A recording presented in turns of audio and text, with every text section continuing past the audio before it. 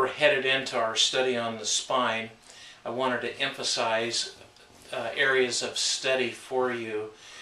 Your resources are anything you can put your hands on. Certainly the PowerPoint that's available to you on eClass, the textbook, and what we've worked on in class.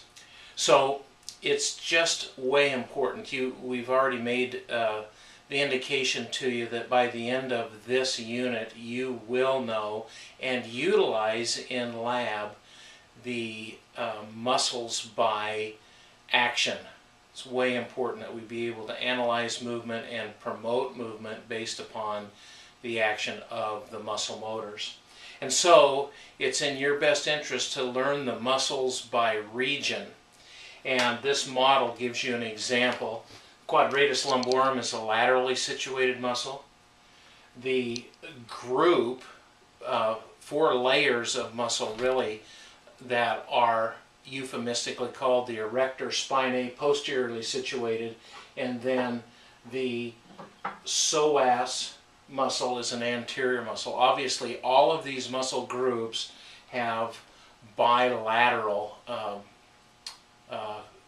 pairs, and so learn the muscles by region. And then it's way important that you be able to utilize muscles by action, concentric, isometric, and eccentric action. And this will be of great utility to you when we head into lab next class session. It's also in your best interest to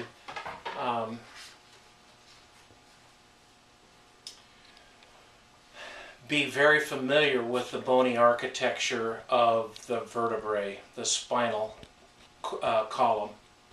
And so I'm asking you the question, what are the implications of an older person losing their primary curves?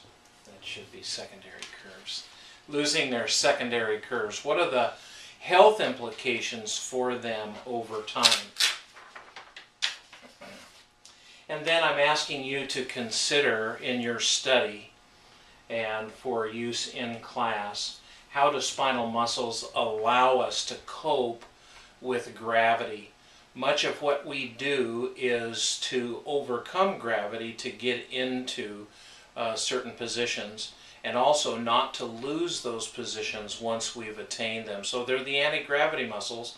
I want you to have opinions about how we reinforce the safety of a person and the efficiency of the person against gravity based upon muscle control. And then I'd like you to be ready to articulate the cardinal planes of motion of the spine. And there are several questions related to that that will help guide your study. Why is it that you can flex to a way greater extent than you can extend? What are the impediments to extension? And then another question that I'd have you consider is, why can you rotate to a greater extent in your cervical spine when compared with your lumbar spine? What are the restraints to rotation in the lumbar spine that are not so prevalent or such a factor in the cervical spine? Obviously it's to your advantage, for instance, in driving a car, if you have considerable cervical rotation. And so the architecture of cervical vertebrae allows for that rotation. Make sure that you know what those features of the spine are. And then, why is it that a herniated disc would result in neurologic symptoms? Knowing the architecture of the disc and the surrounding structures will allow you to have a picture when you're working in your mind when you're working with someone who has discogenic symptoms. Okay? Thank you.